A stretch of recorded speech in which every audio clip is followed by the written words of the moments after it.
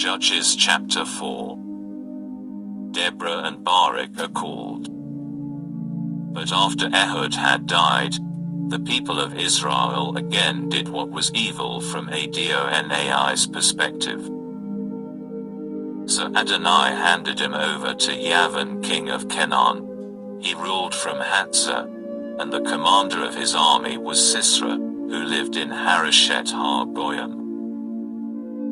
The people of Israel cried out to Adonai, because he had 900 iron chariots, and for 20 years he cruelly oppressed the people of Israel. Now Deborah, a woman and a prophet, the wife of Lapido, was judging Israel at that time. She used to sit under Deborah's palm between Ramah and Beit El, in the hills of Ephraim, and the people of Israel would come to her for judgment. She sent for Barak the son of Avinoam, from Kadesh in Naphtali, and said to him, Adonai has given you this order: go, march to Mount Tabor, and take with you 10,000 men from the people of Naphtali and Zebulun. I will cause Sisera, the commander of Yavin's army, to encounter you at the Kishon River with his chariots and troops, and I will hand him over to you.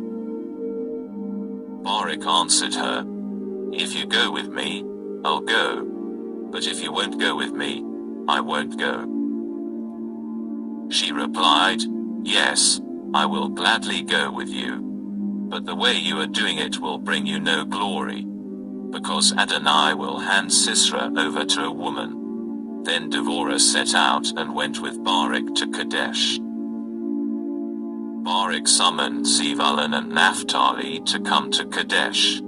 10,000 men followed him, and Deborah went up with him.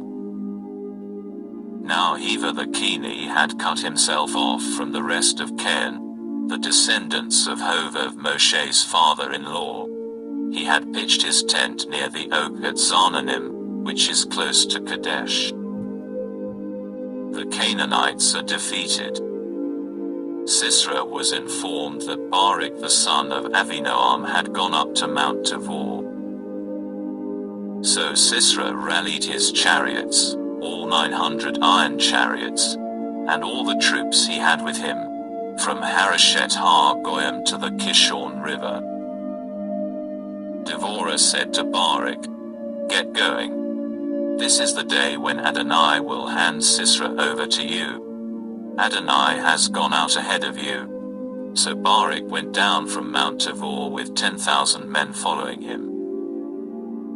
And Adonai threw Sisera, all his chariots and his entire army into a panic before Barak's sword, so that Sisera got down from his chariot and fled on foot. But Barak pursued the chariots and the army all the way to Hareshet Har-Goyim. Sisera's entire army was put to the sword. Not one man was left. However, Sisera ran on foot to the tent of Yael, the wife of Hever the Keni, because there was peace between Yavin, the king of Hatzor, and the family of Hever the Keni. Yael went out to meet Sisera and said to him, Come in, my lord. Stay here with me, and don't be afraid. So he went into her tent, and she covered him with a blanket. He said to her, Please give me a little water to drink. I'm thirsty. She opened a goatskin of milk, gave him some to drink, and covered him up again. He said to her, Stand at the entrance to the tent, and if anyone asks you if somebody is here, say, No. But when he was deeply asleep, Yael, the wife of Hever, took a tent peg and a hammer in her hand, crept into him quietly and drove the tent peg into his temple, right through to the ground, so that he died without waking up.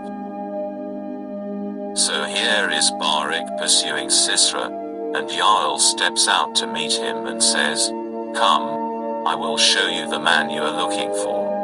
He goes into her tent, and there is Sisera, lying dead with the tent peg through his temple. Thus God on that day defeated Yavin, the king of Canaan, in the presence of the people of Israel. The hand of the people of Israel came down more and more heavily against Yavin, the king of Canaan, until they had completely destroyed Yavin, the king of Canaan.